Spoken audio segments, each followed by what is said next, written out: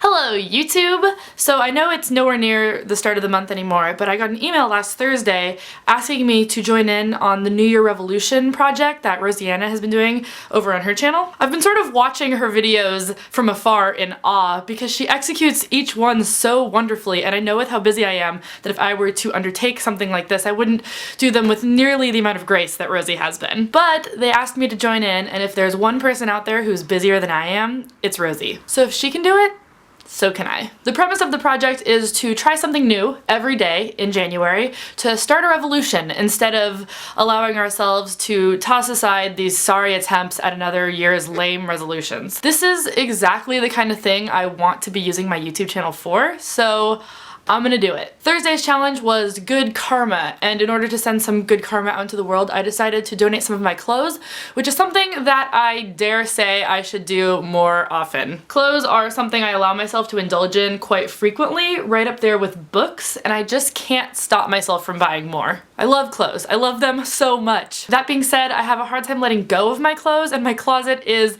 absolutely full to bursting, so this was a really good first challenge for me. Okay, got it. The funny thing is, even though I parked relatively close to Goodwill, I'm walking on a really busy street and people are probably thinking, wow, she is clearly struggling with that giant bag, and yet she's still using her efforts to talk to a camera. Why is she doing that?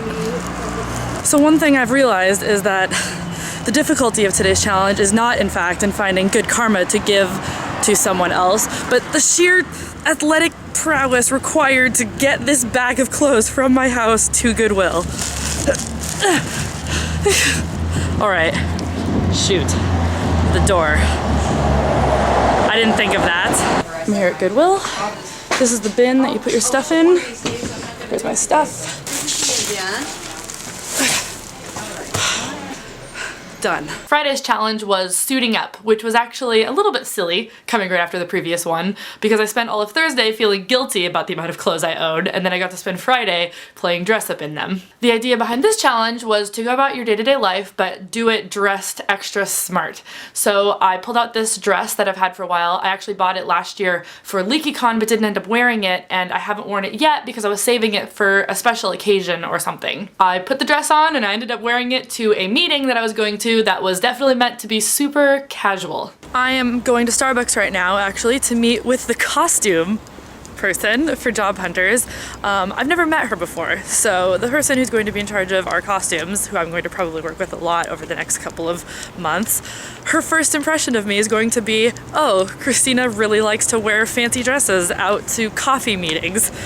Which is funny, because I'm generally more of a jeans and t-shirt kind of girl. The last challenge for this video was today, Saturday, and it was being a tourist in your own town. I've done all the normal Seattle stuff, like going up in the Space Needle and going to the first Starbucks down at Pike Place Market and seeing the Fremont Troll, so I decided to skip all that stuff and do something a little bit more special to our city. This is one of those places in Seattle that I honestly can't believe I've never been to, knowing me, but I give you the famous toy store, Archie McPhee's. What's their motto, Justin?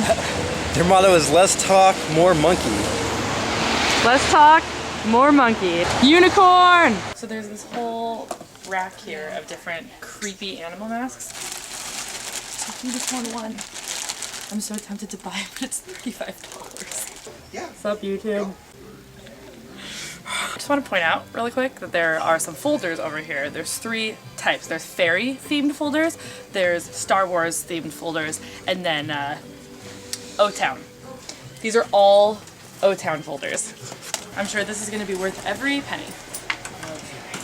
Captain Archie here with some advice for the little ones. If you want to avoid scurvy, eat your fruits and vegetables. If you want to avoid rickets, make sure you spend some time in the sun. So I've decided that Archie McPhee's is the type of store where everything looks amazing, but at the end of the day, you really don't need any of the stuff in the store, though all of it is really cool. I ended up buying two things. I bought this book, How to Get Along with Boys. It looks really funny because it is secrets, advice, and wisdom from the 1940s. I also bought these cupcake mints, and I'm gonna try one right now. All right, they look like this.